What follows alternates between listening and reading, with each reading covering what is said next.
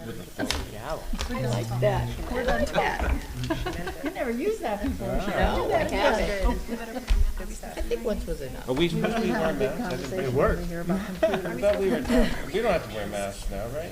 No. I think we're pivoting now at this I point. thought we did So- for our meeting, so that's nice. We're pivoting to if you're vaccinated. Yeah, I got my two vax. Just here's my list. My 5G should be coming in any day.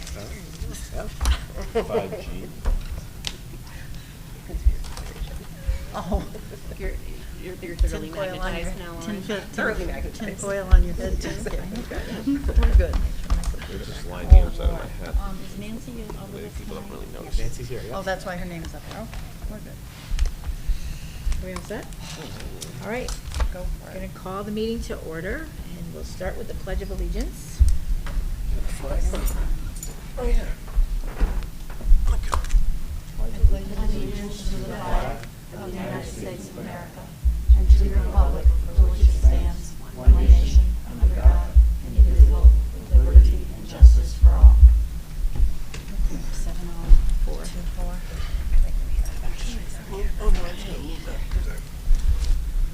Is there a motion to approve the agenda? I'll make a motion, we approve the agenda. Lauren, Christensen? Second that. Seconded by Tim. All in favor? Aye. Unanimous. Approval of consent agenda. I'll make a motion to approve the consent agenda. Laurel? I'll second. Lauren? All in favor? Aye. And it's unanimous. Audience of citizens, is there anyone who'd like to address the board?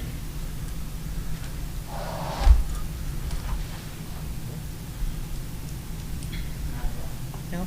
Okay. Can I inquire, is there a way for the board to be able to see who's present in the meeting on the screen? Probably nobody.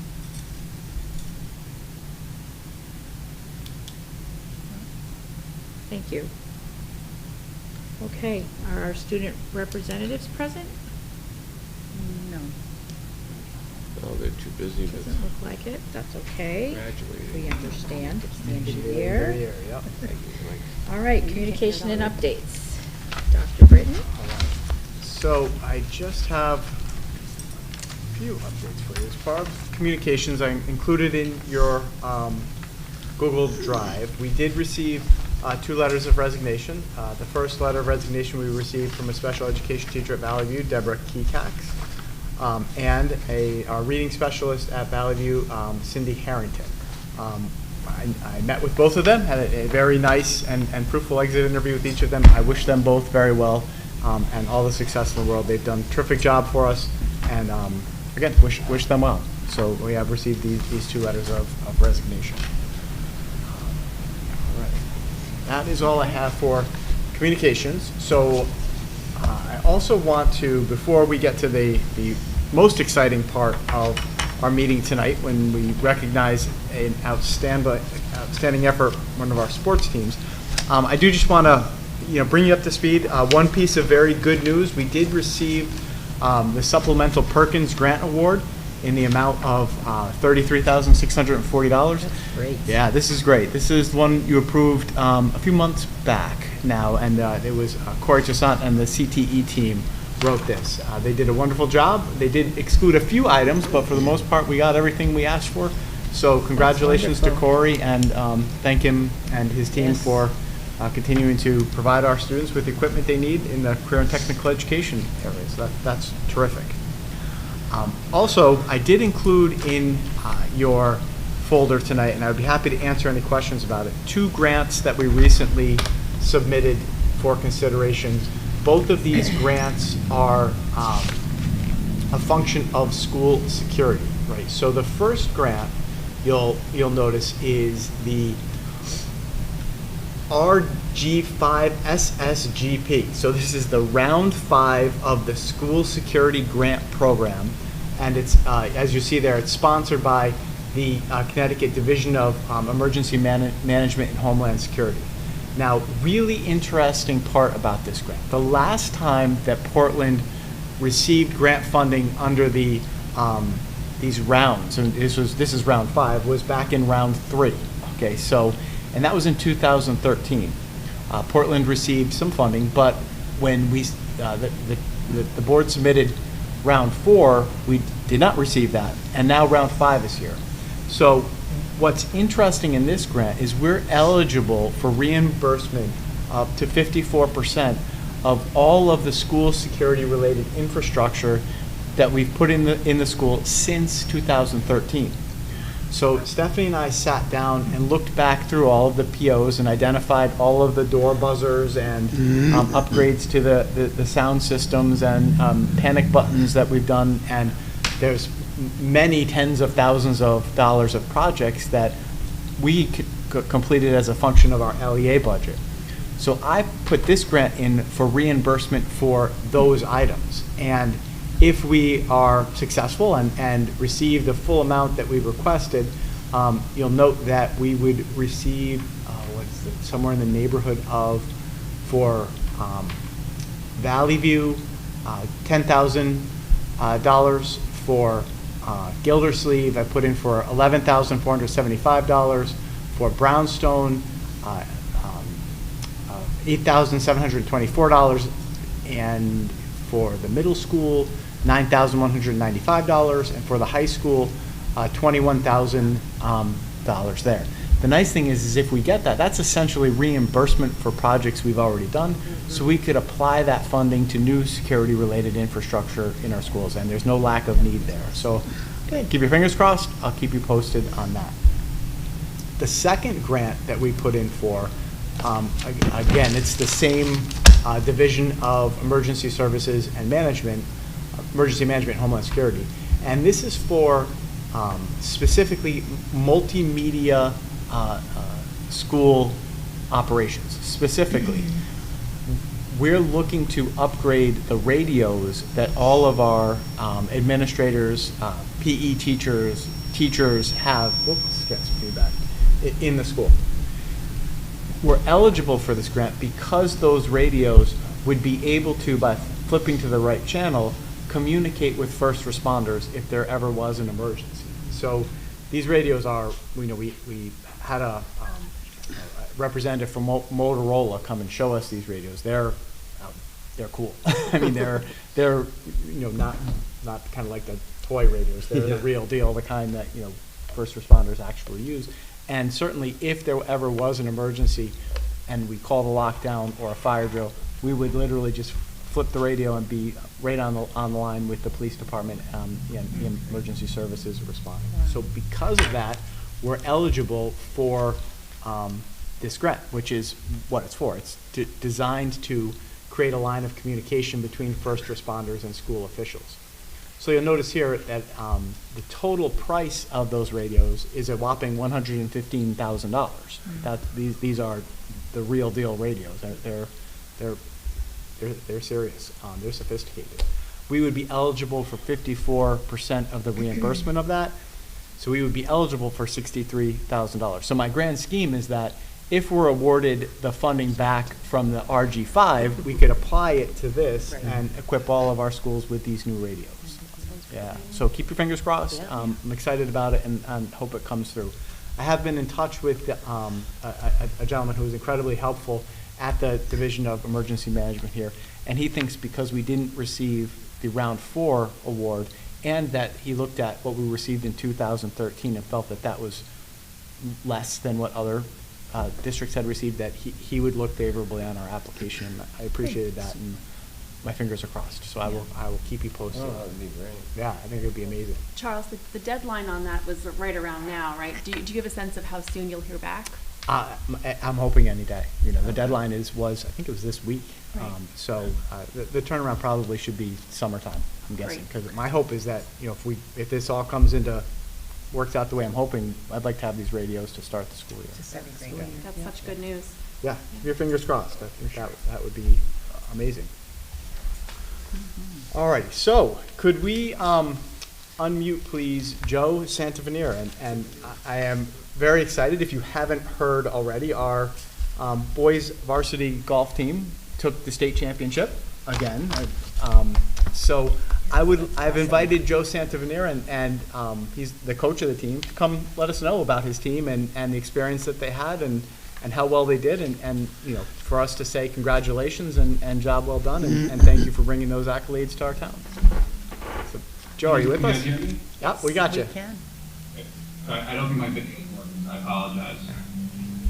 I also apologize. I think half the kids are golfing or getting ready for graduation tomorrow too, so it's just me tonight. On behalf of the Portland High School golf team, we would like to thank you for inviting us to this evening's meeting. 2021 marked a special season for the PHS golf team, capturing our 4th state title in the last 5 seasons.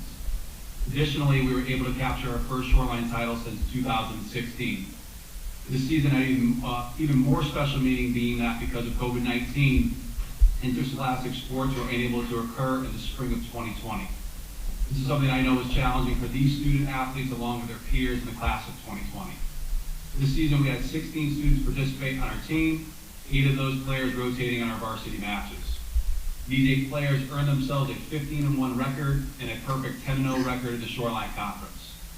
Additionally, our team participated in 5 junior varsity matches and 6 girls matches, and that's something I'm extremely proud of, the opportunities that we provide our students, in particular the golf team here at PHS.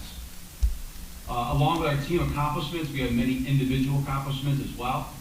Freshman Luke Stennett was named the Shoreline Conference Player of the Year, along with winning the individual title at the 2021 Division IV State Championship. He also just participated in the State Open, where he ranked 8th in the entire state out of all the top 40 golfers in the entire state of Connecticut. Freshman Quinn Lipinski was named to the first team All-Shoreline, and senior captain Ben Lucas was named the second team All-Shoreline. Sophomore Joe Lamalfa and senior captains Nick Matera, Mason Pearsall, Nick Benicheski, and Luke Francesco all had outstanding seasons as well, contributing to our near-perfect varsity record. Beyond the success that we've had on the course, the thing I'm most proud of with our golf program is the integrity, hard work, and dedication that our team holds themselves to. If you look at the rules of golf, the first rule is to play in the spirit of the game. This includes acting with integrity, showing consideration to others, and applying penalties to themselves whenever necessary. In my opinion, every year our golfers continue to do things the right way and are the perfect representation of not only our school district, but the entire Portland community. In speaking of the community, I also I couldn't go without thanking so many individuals in the community that make my job easier as a coach.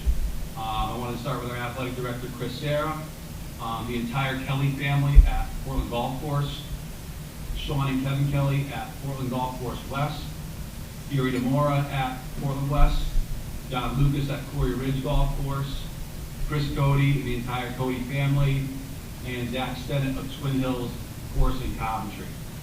Their continued support for our golf program means so much to both myself and all the players. Again, like I said, they make my job easy, giving us second to none resources to make us successful. And I've said it to many people before, but I feel like Portland should be called the golf capital of Connecticut. I'd love to see that over the bridge when you come across. I think we've earned that nickname from our facilities and from our success on the course with our high school team. Once again, to the Board of Education, Dr. Britton, on behalf of the entire Portland High School golf team, thank you for the opportunity to be recognized this evening. We sincerely appreciate it, and we hope we can continue the success moving into the next season. So thank you all very much. Really appreciate it. Congratulations. Yeah, Joe, thank you. But I know having been a coach, we all know how many hours and how much work it is, and also thank you and Mike and Michelle for your work as the interim athletic directors this year. You put a lot into the athletic program at Portland High School. It's not going unrecognized. I can't thank you enough for all that you've done for the golf team and for athletics here in Portland. You're a really good guy and an awesome coach and a terrific teacher, and thank you for all that you've done.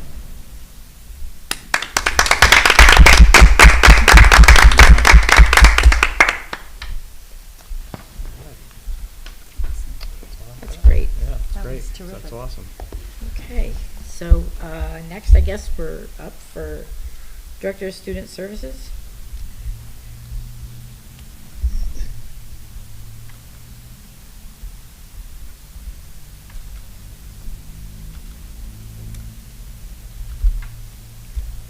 Hi, good morning, or good morning. Happy Good afternoon, everybody. I hope not. Slow down there. Long day. We're gonna start this day over. No. But I do promise I just have a short and sweet update for everybody. It's been a really busy month in special education and student services. As you probably realize, it's a month of transition. We have new students being identified that have been in the queue waiting to be evaluated. We have students that are exiting, students that are graduating, all kinds of really fun stuff that's going on. So that being said, I just want to give you some updates on numbers. We are up to 234 students in special education, and this is prior to graduation or any other exits that will take place after July 1. We have 15 students outplaced, and I'll come back to that in just 1 minute. And then we also have 101 504 plans. So that's where we're ending right now. Just an update about our outplacement. I'll be working with Nancy, my administrative assistant, and Stephanie over the summer, because we do have some changes, and these changes will affect not just student placement, but they'll also affect some things in our budget. And I don't have a bottom line number for you because we're still waiting on contracts and pulling all of that together. But let me just give you a quick update. In the last month, since I saw you last, we have had one new student move into district that was already in an outplacement. So we kept her there for ed stability through the end of the year, and we'll be evaluating that closely. We have another student that was outplaced. That put our total numbers up to 15 students that were receiving their education in a private state-approved program. Now, after July 1, we have some exciting news. We have another student that is outplaced that is returning. He's coming to the Bridge program. We have another student that's exiting and returning to Portland Secondary School from his outplacement. We have a third student that is outplaced, but will be returning to, he's a Hartford student, and he'll be returning to another school in the open choice or in Hartford. I'm not sure exactly which one. And then I have, and really good news is we have one of our, exciting news is one of our outplaced students has graduated. I was lucky enough to spend Friday morning at his commencement ceremony, so that was very nice. And then we have 2 students that are in outplacements that are going to be changing programming over the summer just due to changes in their needs. So there's a lot of movement that's taking place between June 30th and July 1, and it will, and I don't know exactly if it's what the net change is going to be, whether it's going to be up or down in the budget. It'll also affect our excess cost reimbursement, those projections. But I'm really excited about some of the moves. Students that are graduating and taking their place in society, students that are returning to their home schools and special programs that we've built. And so those are just exciting details to share up. Special program-wise, I just want to point out that on tomorrow night, during tomorrow night's promotional ceremony, 5 of the students on stage will be that are graduating were part of our new Wheeler Clinics collaborative learning program that we started a few years ago. So we're very excited for those young people to be graduating with their peers and having been able to stay for a good part of their schooling in Portland High School, Portland High School. So those are just some highlights coming from the department. Last time we met, you as a board approved the addition of a 3rd clinician to support mental health needs, social emotional learning at the secondary complex. And we're in the process of hiring, of interviewing those candidates. It's a beautiful pool of people out there. We're really excited to meet them. In addition, we're hiring to fill some vacancies. As you heard, Dr. Britton spoke a few minutes ago, one of our special ed teachers, who's been an integral part of the ABA program, that beginning program that we started at Valley View several years back, has taken another position. And while we wish her well and we'll miss her, we do have to work on filling that position, and we just posted that out just the other day. So lots of exciting things going on. It'll be a busy summer, and that's really all I have for right now. Is there any questions from anybody? No. No, not for me. I usually have them, Dawn, but not tonight. Just thank you for all that you've done. It sounds good, and I always like to hear that students are moving in positive directions and that we've accomplished some real positive things this year, thanks to you. So thank you. Yeah, well, thanks to my team. And your team. I'm just fortunate to work with a really awesome team, from paraeducators to teachers to related services specialists. We've got a great team in Portland, so we're very excited. Thank you. Any other questions? Anybody? No? No. Thank you. Thanks for the report. Thank you, Don. Thank you, Dawn. Thank you. All right, new business.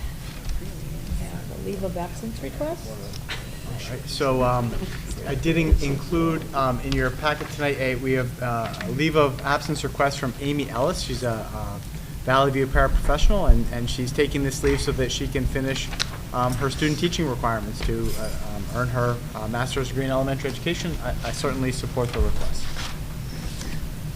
I'll make that motion. Recommend to the Board of Education the approval of a leave of absence for Amy Ellis. I'll second that. Tim, second. Any further discussion? Only to say that Mrs. Ellis has been in my daughter's kindergarten class this year, and how exciting that she's going to be student teaching in first grade next year. I think that's really neat. She's a wonderful educator, and this is exciting for Portland. Great. Any other comments? All in favor? Aye. Unanimous. Thank you. All right, next is nominees for appointment to Facilities Steering Committee. All right, so our ad hoc facilities committee that we formed at the beginning of the year met for the last time on Wednesday. And Dave and Meg were part of that discussion. And I thanked the committee for their service and notified that committee that their work is done, right? So that the ad hoc nature of the committee is now going to become a formalized commissioned committee as a function of the resolution that we passed at our joint Board of Selectmen, Board of Education meeting last week.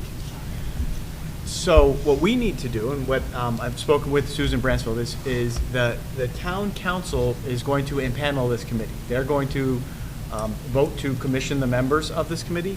But what Ms. Bransfield and the board would like from us is some nominees. So I met with the ad hoc committee and asked that committee who on that committee would be interested in continuing the work that we've started this year in a more formal process, and that I would bring their names to you and submit them to you for consideration.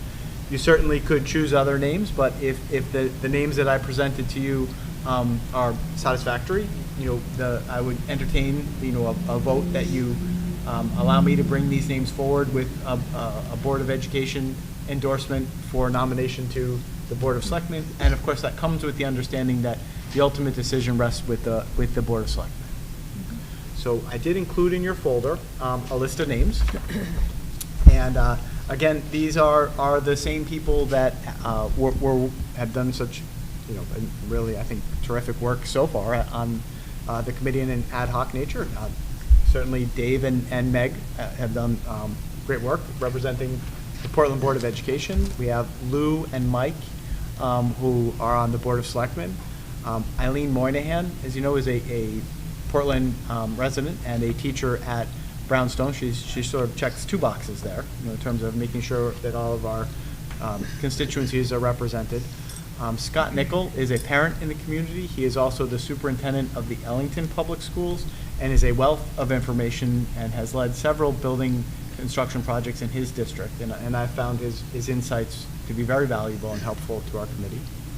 Peter Flanda is a parent in the community. He's also in the business, right? So he's in the project management construction business, and he has been very helpful and sort of can give us some of that insider baseball, has given us some of that insider baseball knowledge. Mm-hmm. Of course, Donna Finkelstein is a name not unknown to this board. She's a former board chair, board member, and was integral in some of the building projects at the secondary school. So she knows the process well. And then you'll notice that I'm sort of recommending that we keep one spot open. And the reason for that is that Lou Pear is not running for re-election. I would recommend that he stay on this committee as a community representative. And then once, after the election, a new Board of Selectmen member would need to be appointed by the Board of Selectmen after that election season. So those are the names for your consideration, and ultimately, it's your decision. Does the Board of Selectmen have their own members to this that they also appoint, or is this going to be the group? So the resolution said that the committee would be comprised of 2 Board of Education members, Right. 2 Board of Selectmen members, and 5 other members. All right, so this is it. That's what I thought. I was certain of. What I would like to just say that what I thought was interesting when Charles asked, he went around and he asked people if they would like to continue on the committee because the work will change in its nature. But everybody was very enthusiastic about remaining on the committee because as a group, we've all brought different aspects of different skills to the process, and they were very enthusiastic about what we've learned so far, and then moving forward into a more formal group that will do the reporting back to the Board of Education and the Board of Selectmen in June of 2022. And I think it was really telling that the group was very cohesive and interested.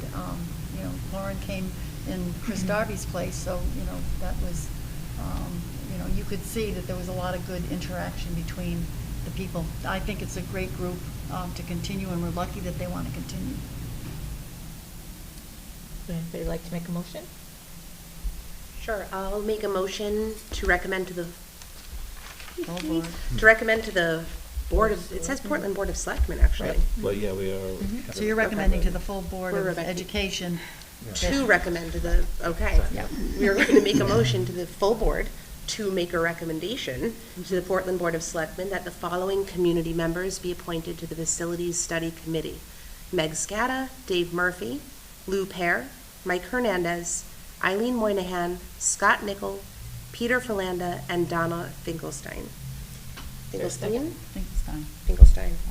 I'll second that. Seconded by Tim. Any other discussion? All in favor? It's unanimous. Great. Thank you. A lot of work ahead there, but Yep. some exciting things on the horizon.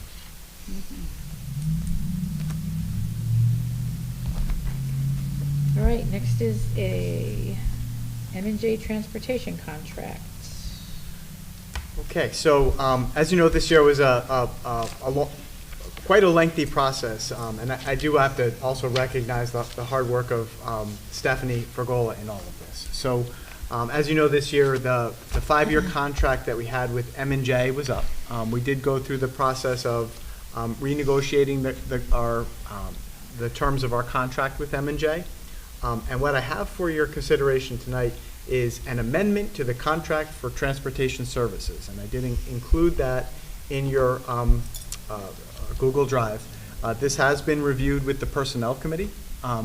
And it has been, the amendment itself was reviewed and drafted by attorneys at Shipman and Goodwin so that it reflects the most current statutory requirements for transportation providers. And we have reviewed this with management at M&J, and it's been a long process. I'm happy to present to you tonight a recommendation that we continue our relationship with M&J Transportation for the Portland Public Schools.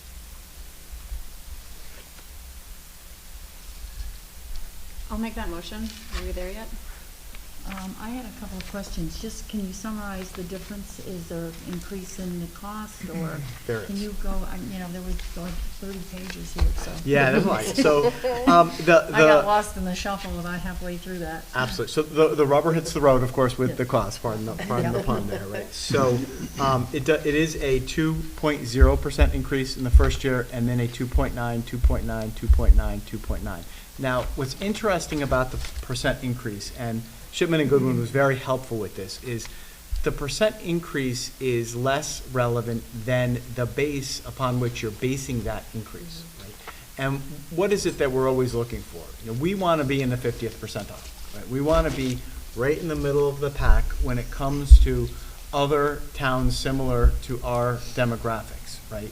We don't want to be on the high end, we don't want to be on the low end. Clearly, we all know you get what you pay for in life, and we want a fair contract that, our taxpayers aren't taking advantage of, but we're also, getting a quality product.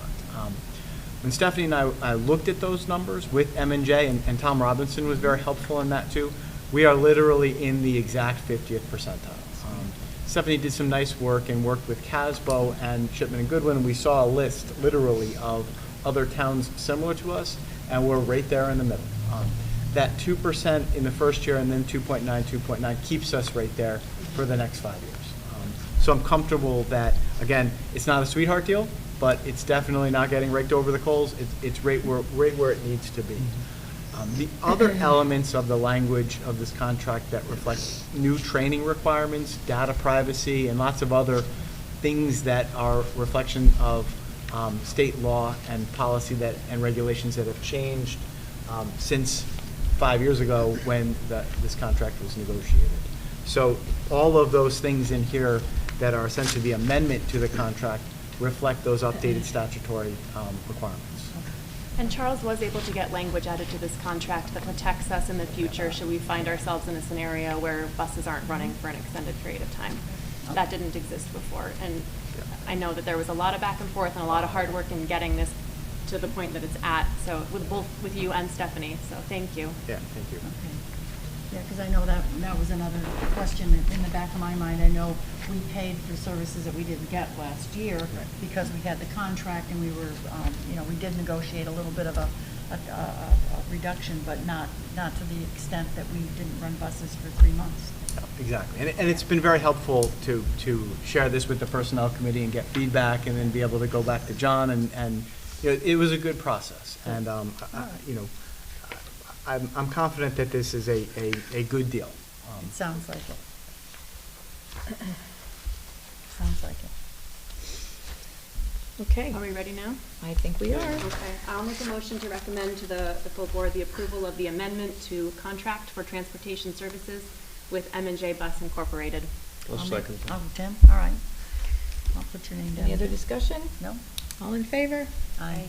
Aye. Unanimous. Thank you, I'll sign that.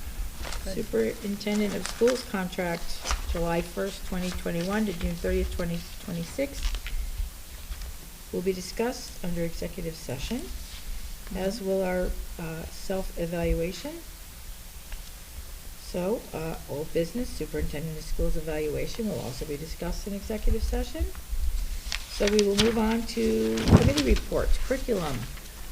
Nothing to, well, I shouldn't say nothing to report, because that's not true. They are gearing up for summer work, and there's going to be a 2-day curriculum retreat at the high school. Very glamorous. So I'm sure they're going to get a lot of work done, and yeah, other than that, nothing to report.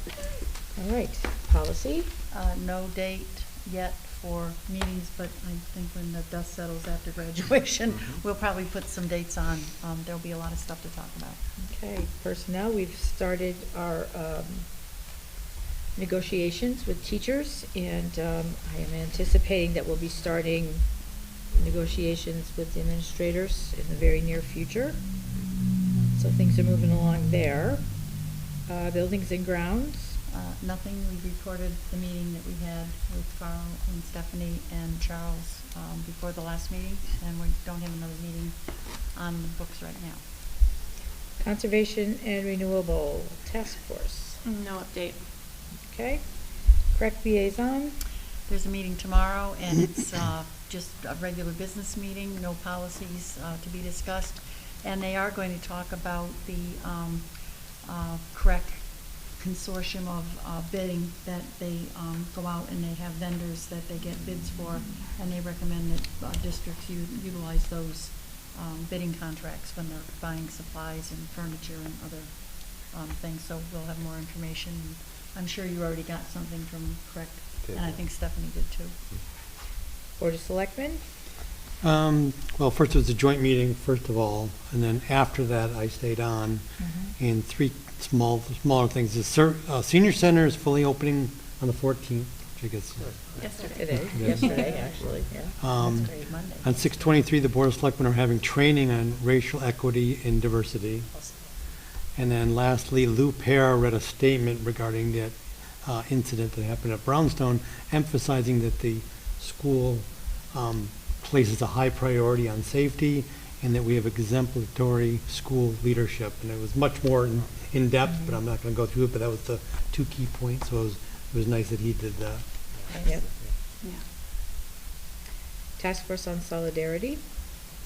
I attended the last meeting and Tim wasn't there, so I took some notes. They talked a lot about planning for the Juneteenth event coming up this Saturday. And it sounds like it's just going to be a fantastic event. I hope everyone can make it. They're talking about lots of tables with information, music, food trucks, speakers, kids' games, a community art project of some sort. They're working really hard to make this a family-friendly event. They talked about, there was a youth diversity forum, like part 2, this past Saturday, and many of the young folks in town who attended the previous one came back for a second round, and they were working together to plan something for the Juneteenth event, and I heard that was a very successful meeting, so I'm excited to see what they put together.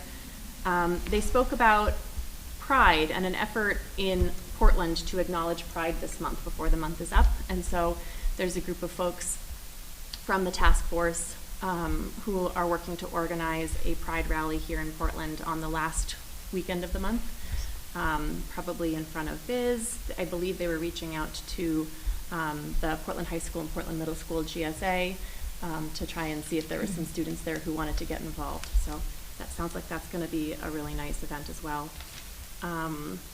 And then also they mentioned that the Board of Selectmen training is coming up that Dave mentioned, that is open to the public, although the training will just be for Board of Selectmen members, and it's about unconscious bias and how that trickles down to affect policy and practice and sort of the harm that can cause. So it should be very interesting. Is that going to be on Zoom? Do you know? It will be on Zoom. What's yeah. the date of that? Is that the? It is the next Wednesday. I think that's the 23rd. Is that right? And when is the Juneteenth event and where? It is this Saturday, the 19th, at the Riverfront Park. What time? At 11 a.m. Yeah. Yeah, 11 to 2. 11 to 2. Yep. Great. Equity Inclusion Coalition? I'm pretty sure we haven't had a meeting since our last meeting, No, correct? We're off Eric for the summer. put out an email, kind of summarizing the work we had done up to this point and asking us all to review it and then to provide some feedback. And he said that the group would come back, there'd be work over the summer, just kind of summarize and flesh out what we did, and then we would hopefully come back come the beginning of the school year and start afresh from that new point. Okay. Right, and he did say any member that had a seat at the table will be offered their seat again in the fall. I imagine we'll have a couple kids graduating, so we'll be adding some new folks, but, Great. yeah. Okay. Audience of citizens, anybody? Joe Santaveneer sent a quick message thanking everyone for having him and to have a great summer. Other than that, there's none in the chat at this time. I have one question. That security grant, does that include cybersecurity? No, we did, no, that was all physical security. Okay. Yeah. Good question. Okay, Board of Education member comments. I'm going to go first. Graduation, 5:30. Be there, Get your flowers, everybody. get your flowers. Yes. Are we meeting at the high school At the high entryway school? again? Main Yes, office. but Okay. pre-COVID Okay. plan. 5:30. Yep. You do need a mask if you're Where are we participating. meeting? At the high school. Just what we usually do in the office? Yes. Yeah, yeah. Yep, you're going to form there and head on out. What will parking be like? Miserable. Get there Yes. early. Get there early. Carpool. Terrible. Yeah, Carpool. absolutely. I'll grab you. Carpool.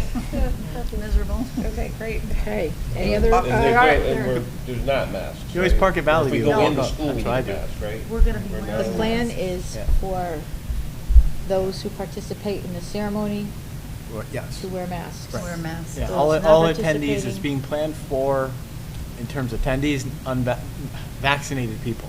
Right. But people who are participating in it, because we're with our students, we're gonna keep our masks Yeah. on. And then the students in the grad, there'll be times when they get their diploma, they can take them off for pictures and that type of thing. So masks. Yes. Okay, any other comments? Yeah, I would just say we got some good news, possibly. Christy Carpino sent out a notice that she and I suppose maybe Norm Edelman as well, got into the governor's bond legislation, our track. Great. Doesn't mean that it's going to get approved, because it still needs to be approved by the bond commission itself, but at least it's in the mix. So the legislation was approved in the regular session, and now That's it what, goes that's to the what bond she commission? sent out, yeah, that, you know. What, That's a great. bond for? It's all of the stuff that it's gonna go before the bond commission to be reviewed and to potentially be approved for funding. So our project is in there. Okay. And that would be a bond issued You're by the talking about- state to give us the funds. We wouldn't have to apply That's for the way I issuing the understand bond. it, yes, yes. So you're talking about school improvement and the whole facility study? No. The track. She's The talking track. about the track. The Just the track, okay, yeah. you We didn't had say the asked- track, okay, yeah, gotcha. Because we had talked Okay. with the town about it, and I think Right. Susan Bransfield had reached out to Christie And and to Norm as well. Norm. That's great. And, you know.